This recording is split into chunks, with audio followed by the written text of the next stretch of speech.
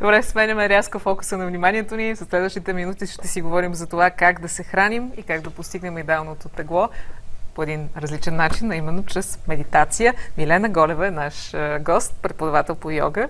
Здравейте, добре дошли. Здравейте. Ще си говорим на ти. Разбира се. Между другото, преди да започнем за това, имахме една дискусия за йогата. Вие като... Вчера. Да, точно така. Като преподавател по йога, преподавате ли освен за телесните упражнения, изобщо за медитацията, и духовни, религиозни норми?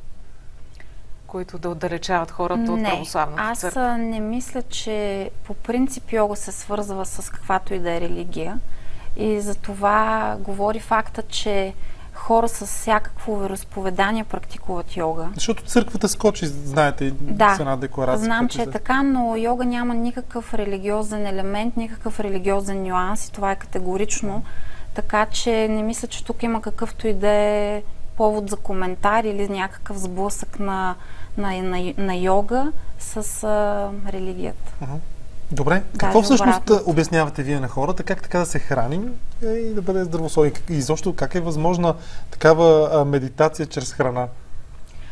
Всъщност все повече се сблъскваме с факта, че безкрайно много форми на хранене или диети се предлагат на хората и все повече се говори за отслабване и все повече хората като че ли отиват в другата посока.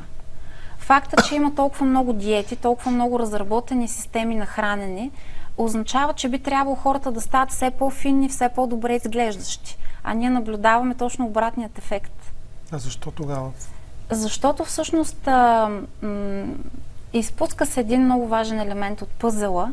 Когато човек стартира някакъв начин на хранене, е много важно той да участва със съзнанието си в този процес. Тоест не просто да изпие някакво хапче или да следвам определена програма на хранене, след което аз вече съм отслабнал, защото видяхме, че този метод не поднася добри резултати, за съжаление. Добре, виждаме кадри в момента. Това сте вие и хората, които идват при вас. Точно така. Какво правите в момента? Това ли е въпросната медитация? В момента подготвям хората, за да могат да влязат в момент, в състояние на медитация. Много е важно, когато човек се подготвя за такова състояние, той да бъде удобно отпуснат. Аз лично препоръчвам тази медитация да се прави в леглото вечер, когато хората си лягат. Ръцете са отпуснати от страни на тялото, дланите са лекичко обърнати нагоре. Хубаво е да сме завити, за да може да имаме абсолютния комфорт. Идеята е да забравим за тялото, т.е. да сме толкова удобно нагласени, че тялото да ни позволи да забравим за него, за да се случи този процес, който преминава през дълбоко състояние на релаксация и след това вече се влиза в състояние на медитация. Какво правите, ако в този момент, в който сте отпусната и се опитвате да се успокоите, ви връхлитат всички възможни мисли от деня? И как сте можели да реагирате във всички различни ситуации? Точно за това реших да създам тази водена медитация. Това е един диск с медитация с глас, която се води.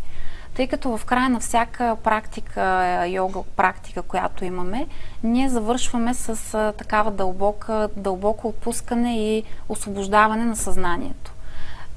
Когато човек просто седне да медитира, защото има и такива техники за медитация, наистина много често мислите ни връхлитат и обикновено те са толкова досадни, че ние не можем да се справим с тях. Но когато има глас, който ни води, музика, която подпомага този процес, ние абсолютно естествено започваме да се потапяме, следвайки инструкциите от самата медитация. Каква е тази музика, за която споменахте, която въздейства директно на алфа ниво на мозъка, така че ето? Това е много отпускаща, много бавна и спокойна музика, изключително приятна, която подпомага този процес, защото съгласете се, че съвременният човек живее изключително динамично и е много труден този преход от абсолютната динамика да се премина към това състояние на отпускане, което е безценно в днешно време. Така че музиката е много важен елемент, тя е специално създадена за тази медитация, така че да подпомага човек да има още една нишка, за която да се хване, за да може да навлезе навътре в себе си. Всъщност, истината е, че всички, може би 90% от успешните хора в света медитират. Могат да ви изборя безкрайно много огромни имена и в бизнеса, и в спортните среди. Истината е, че, например, целият баскетболен отбор в Щатите задължително имат такива практики медитативни, абсолютно след всяка своя сесия.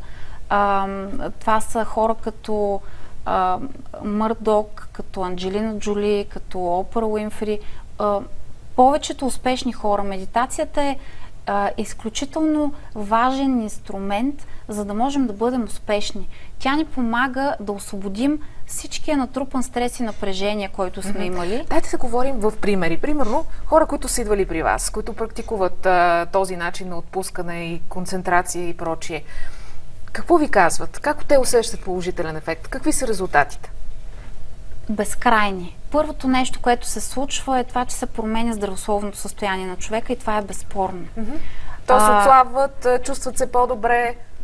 Чувстват се по-здрави и тези случаи, които имаме при нас, много от тях са доказани дори медицински. Човек отива без да е правил нищо повече, отива при свой личен лекар и той му казва: ама ти вече си се лишил от това, от тази и тази болест. Много са ефектите. Отслабването е само страничният ефект от всичко това, което се случва, защото според мен много по-важно е човек да живее един малко по-хармоничен начин на живота, е малко по-свързан с себе си. Така, имаме 1 минута до края на този разговор. В тази 1 минутка дайте конкретни съвети на тези, които ни гледат сега, за такъв хармоничен начин на живот. Как да го постигнем? Да си отделят 10 минутки на ден, в които да сядат в тихо пространство, да си пускат приятна музика, ако нямат нищо друго на разположение, и просто да си мислят хубавите неща, които са им се случили през днешния ден. Защото човек има инерцията когато вечер си ляга в леглото, той не си спомня хубавите неща, които са му се случили през деня, той си спомня проблемите, които е преживял. Нека всеки човек да си отдели няколко минутки в края на работния ден, за да си спомни усмивките, които е видял през деня, да си спомни кога някой е направил нещо добро за него и му е казал нещо хубаво. Има безкрайно много прекрасни неща в ежедневието ни. Да спрем да се фокусираме само върху малките негативни неща, които ги правим големи и огромни на практика. Да си легнат с положителни мисли в главата. Да си легнат и да си мислят за прекрасни неща, за хубавите неща, които са преживели. Добре, интересни съвети ни дадохте. Милена Голева, преподавател по йога. Благодарим ви. Успех на вашите курсове. И аз благодаря. Сега реклама, след което продължаваме.